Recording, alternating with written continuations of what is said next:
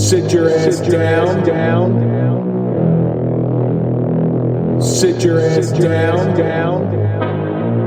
Let's talk about the suffering. It's time to start the pay.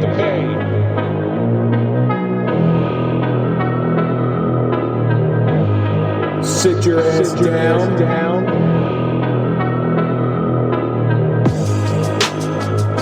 Sit your ass down and strap in.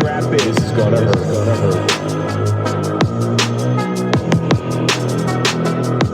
This is gonna hurt.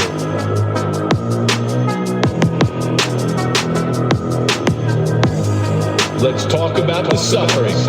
It's time to start the pain. This is gonna hurt. It's time for the Suffering Podcast. We put a mask on and play a part, making people believe that we're something that we're not. Our character needs to be strong, steadfast, stoic, and believable. It's a role of a lifetime. Most people live their lives just this way with very little consequence. If they're uncovered, there may be some brief embarrassment or loss of a relationship. Imagine being cast in a role that relies on your authenticity to survive. There's no retake, there's no second act if you fail. You have one shot to perform, and the ramifications of a poor performance means your acting career is over. Permanently. I'm Kevin Donaldson here with Mike Failace, and on this episode of the Suffering Podcast, we sit down with a very special guest. That's Mike Codella, retired NYPD sergeant and author of Alphaville 1988. Mike has done some Oscar-worthy performances that he never got recognition for the Academy. Mike, thank you so much for coming in today.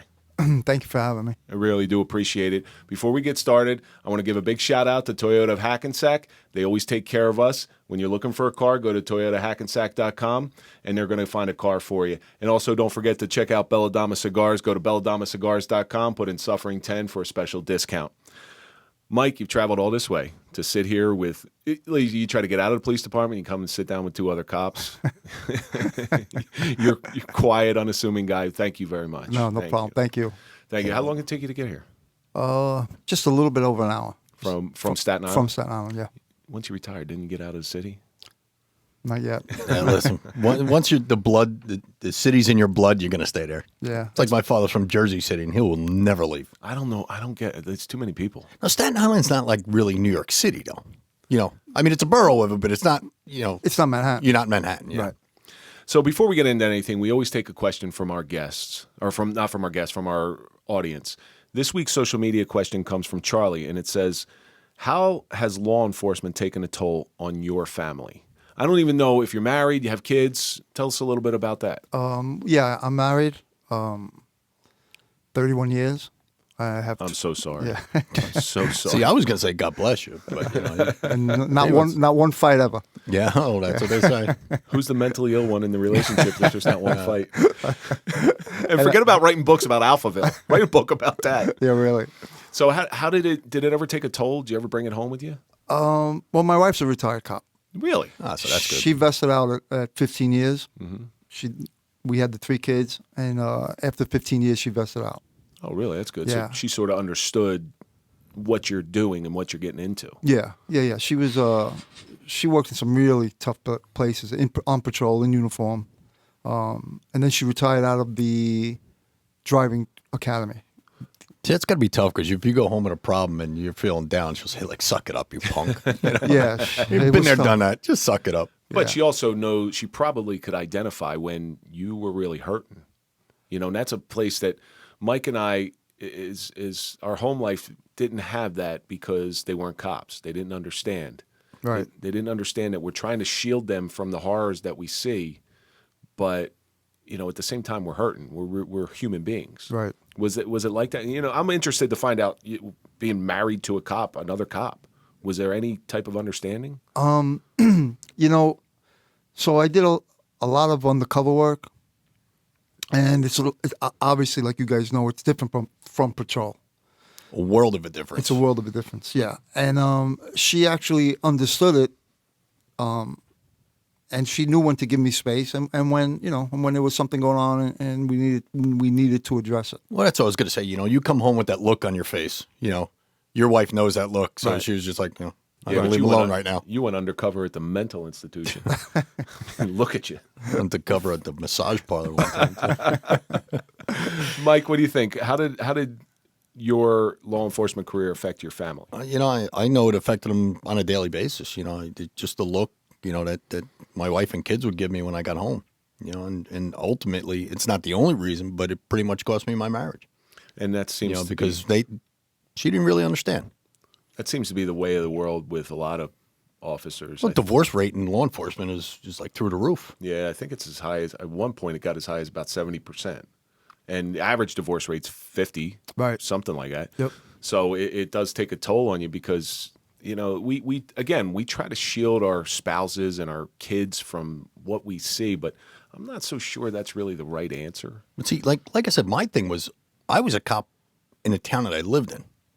So my kids were young back then, and they knew, when shit was going down, Right. and they'd be nervous all the time. My kids still pay the price for it, and my wife definitely does pay the price for it. But my kids, they know when Dad's in a mood, and I still get in my moods. I'm 9 years gone, and I still get in my moods. They know to just leave me alone, let me go sit. I don't want them growing up with that same thing because they're too young. My kids are too young to really understand. Right. They know I was in a shooting. They know I was in a shooting, but they don't know really the details about it. After my shooting, the one way it affected I think it affected me more than my son. My son had pointed a toy gun at me, and I lost it. I took the toy gun out of his hand. I snapped it in two, and I threw it in the garbage. And I saw that look. You know that look your kids get, this blank look. Like, Yeah. Oh, man. Sure. You ever experience anything like that with your kids? You got to remember, I'm retired 2003, so I'm out a long time. So they were young while I was active, while I was working. So not really. And to be honest, it's kind of funny, or at least I think it's strange. There's no interest of what I did. They knew I was a cop, and they're older. My big one's 25, 26 rather. My daughter's 24, my youngest is 23. So now they're older. I was going to say, did your kids want to get into law enforcement at all? Not my youngest, he's going to do something with the federal government. Yeah. But I don't know if not necessarily because of me. They don't really have a dying interest to know what I did. They know the book. They haven't read for the most part. They haven't read the book, which I don't know if it's good or bad. When they were young, they were dying. When it first came out, they were dying to read it, and they were too young. This is several years ago, and since then they really haven't broken my chops about reading it or looking through it or. Dad, tell us some horror stories. My kid, I do get that from my kids. I get, hey, we'll watch. My oldest one loves watching cops, and he'll tell me, Dad, were you ever in a police chase? I'm like, yeah, I was in several police chases back when you could chase cars. Right. Yeah. And he said, well, what was it like? And I said, well, the desk knew I was doing 70 miles an hour, but in reality, it was probably closer to about 110. Yeah. So, Not now with GPS in the cars. They can tell how fast you're Right. going at any point. the town I work in now, I'm a government employee, and they just had a chase last night. I just heard it today. And the rules are so different. It's just a different job than when we were on. Forget it. But Mike, this episode, we're naming this episode "The Suffering of an Undercover" because you go through certain things that are foreign to me. I never worked undercover. I was a street guy. I was an accident investigator.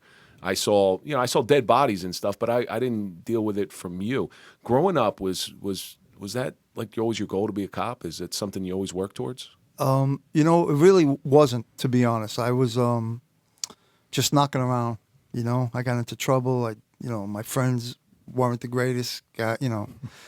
And then I actually knocked around with some wise guy sons and did some stupid stuff. And then I realized I was going nowhere. Literally, one guy got arrested. Another guy was shot, and I was like. I did some. I think I talk about it in my book a little bit with Eddie Leno, who's kind of a popular wise guy. Anyway, and after doing that, I was like, you know what, this is not a good life, man. And then the cop test just happened to come up. I took the test, and when they called me, then I was like, you know what, I'm really gonna pursue it once I got called. And once I got on the job, I was like, then I really wanted to make a difference, so to speak. Now, what year did you take the test? I took the test probably in, I came on in 83. So I took it in probably like 81, 82. And what precinct were you assigned to when you? I was initially assigned I was a housing cop, and I was assigned to Coney Island. Oh, okay. Yeah, which covered the 6-0 precinct. Mm-hmm. Mm-hmm. And I was just there a short time. I was there about 6 or 8 months. How long after you got on did you realize that you had this ideal picture of what a cop is and what a cop should be, and then reality sets And what in? a cop really is. Yeah, yeah. We're talking 80s, so all of you had mustaches. Every one of you had a mustache. That's true. The 80s gay porn mustache, the big Tom Selleck. It was probably real cool back then. Yeah, it was cool. So how long did it take you to really get your feet wet in the job? I had a really cool, really accomplished field training officer who was an older guy, obviously. He was probably in his late 50s, and he had, you have to get out by 62. But he showed us the job walking up, like in the projects, walk up the steps, walk down the steps looking for a collar. He was a real hands-on guy. He was like going to retire, maybe like 2 years, and he wasn't looking to retire while he was working. He worked, and he taught us, he really taught us the job, which, that's what an FTO, field training officer, is supposed to do. And I talk about in my book my first collar. I'll tell you my first collar. So we're walking on, I don't know if you're familiar with Coney Island at all, but... Little bit. Yeah, it's not, for the people that don't know, some people think of Coney Island, they think of the Ferris wheel, the beach, and... Hot dogs. The Nathan's hot dogs. Nathan's hot dogs. Contest. And then you get people that are coming there specifically for that, and they'll be driving through the projects, which is a ghetto, really low income and a bad neighborhood, and they'll roll their windows down and they'll say, "Where's Coney Island?" And they're only a block away. It's like, you're in Coney Island. This is it. And close your windows and go home. But so our first call was on 23rd Street and Mermaid Avenue. We walk up to the front of a building. There's a bunch of guys out there smoking pot, drinking loud, thugs hanging out in front of a building. And as we walk up to the front of the building, the guy Sal, my FTO, all the guys disperse except one guy. He doesn't move. Sal turns to me and says, "All right, Mike, lock him up." I didn't say anything. I said, "All right." Yeah, What do you do? exactly. I put the guy against the wall. He doesn't fight. Hands behind his back. Cuff him up. He had a bicycle outside. Sal said, "Is that your bike?" "Yeah, that's my bike." "Somebody come take this guy's bike." Some guy, another guy hanging out, took his bike. Put the guy in the car, bring him to the station house. I said, "Sal, what do I got here?" He says, "You got a disorderly conduct." Yeah. I said, what? He said, "Well, he knows the way everybody knows when we approach, especially him, Sal, because he had done it. He had seen this guy. This guy knew who he was. They know when I come to that building, they have to move. They're not supposed to be in front of the building. The old people are afraid to come out of the building. Wives, mothers with their little kids are afraid to come out of the building. They know they're not supposed to be there. When they see me, they got to move. He don't move. He didn't move. He gets arrested. We did a warrant check on him. He had all kinds of warrants for robbery and burglary and assault and everything. And he was a perp. He was a perp. Well, that's a good field training officer. I was very fortunate to have one of the best field training officers. And Mike's going to, listen, you might hear a boing in the background because I've heard this about Mike as a field training officer, that he was an excellent field training officer. You want a guy with experience. You don't want that old grizzled veteran who doesn't want to do anything because you're a new guy. You're full of piss and vinegar. Yep. So you got some field training officers that show the guys where to sleep on midnights. Yeah, bring your shit pillow like that, and yeah. do this stuff. Take your shoes off. Right. Hey kid, we don't lock anybody up after 10 o'clock here. Right. I remember one older guy, I pulled a car over. I think it was like 2 a.m. and there was some drizzle, but the guy was drunk. And the guy, he was a sergeant, pulls up next to me. He goes, "You just let everybody in the surrounding town know that you're a rookie." That's exactly what he said to me. But my field training officer used to come on midnights with me and say this to me. He's like, "Hey," and I'm still good friends with him to this day. He's like, "Hey, how you feel?" I said, "I feel pretty good." He goes, "You want to work or you want to relax?" Right. I said, I really want to work. I didn't take this job to go sleep. I took it to work. Right. Okay, let's go find something. And he was good, just like your field training officer, where he was able to make something. You know, you're not just looking for disorderly conduct. You're looking for Right. that stuff. And I liked how he protected the neighborhood because, contrary to popular belief, not everybody in the projects is a bad guy. Right, absolutely. Yeah, there's some hardworking people in there. I mean, one of the people I really learned from, believe it or not, was Me? No. Yeah, I learned what not to do. My chief of police, I mean, my department was only 50 men. So my chief of police was on the road 24 hours a day. I made a motor vehicle stop at like 2 o'clock in the morning. And he comes and backs me up on a motor vehicle stop. I'm like, what the hell's he doing? And he wasn't nice. there to like look over your Right. shoulder, you know, like, Right. hey, what do you got? You know, do you think we can get in the glove compartment? Do you think we do this? What do you got? And I mean, I learned like that day, I'm Right. like, that's how I want to be. Yeah, you always want to be proactive and Yep. stuff. It sounded like you've had a whole career of being proactive. It sounds. I know you've seen a lot. So, do you have anything that stands out as some real suffering that you want to point out to us? As That one call that still sticks with you after all these You years. did a 30-year career, so Yeah, so well, I'll tell you one that sticks out. Actually, I have a few, but excuse me. We got an hour. So one that was really upsetting. We get a call of difficulty breathing. Anyway, it turns out I'm running not far. I run up the steps. It was I don't know if it came over as a kid difficulty breathing or what it came over as. But I remember running up the steps, so it was probably came over as some kind of child. And sure as hell, I get there. The mother in the projects, of course, is cradling this infant. oh no. And the baby's DOA for baby's cold. But I still tried, you know, I was really kind of, I don't know if I was that much of a rookie. I had a couple of months on, but I mean, I was a rookie. But I tried to give it mouth to mouth anyway, thinking, you know, you hear stories, mouth to mouth brings them up and it brings them back. And of course it did. So I took the kid, I give him mouth to mouth, I run down the steps, EMS takes the baby from me. And they told me on the scene, basically, EMS, that the baby's gone, you know. But the mother, the apartment was full of junk. She was a dope addict. Who knows how long this baby was dead, or maybe starved, or who knows what the hell the story was. And you know, anytime you deal with a kid, I'm sure you know you guys know. Especially when you see a kid like that pretty much had no shot. No shot. But you did everything you're supposed to do, which is everything you can.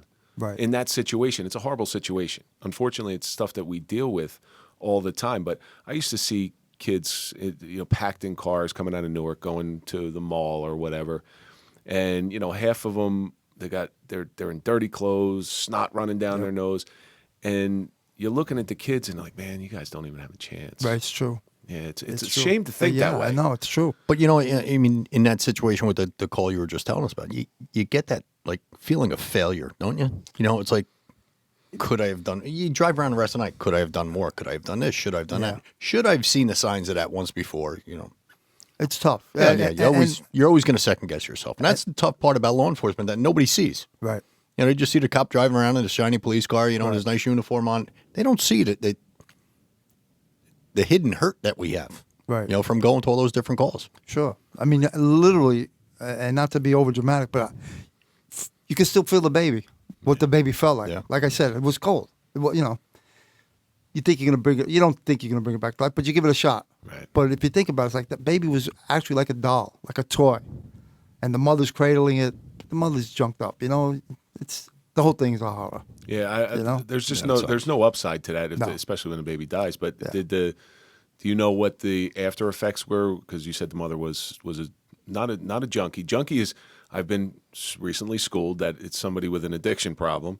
Do you know what the after effects was? Was the mother charged? Well, you know, a thing like that, the baby has to get autopsy on the Autopsy. baby and see if it could have been a SIDS death. Could have, like I said, who knows what happened? Could have been suffocated. Who knows? So by the time they come back with the results, the detectives will either make a call or not make a call. BC Bureau of Child Welfare obviously gets notified. So no, I don't know. But See, that's the other thing about being like in patrol. We never heard what happened. You know, we never got an True. outcome of something. You know, it always went to the detectives. Right. They figured out the case. If they solved it, they were the heroes. right. But as a patrolman, I always checked up on him, especially that one. I'm sure you checked up on it just because of personal interest more than anything else. Not like you could do anything. But it sounds like you had an interesting career, and that's just the beginning. And I know you get further into police work on a level that I'm very interested in. But you had mentioned something earlier. You grew up around a lot of wise guys, and you saw what the other side was. Right. How do you think that fared in your police career? Having that burden of knowledge, I guess would be the right word.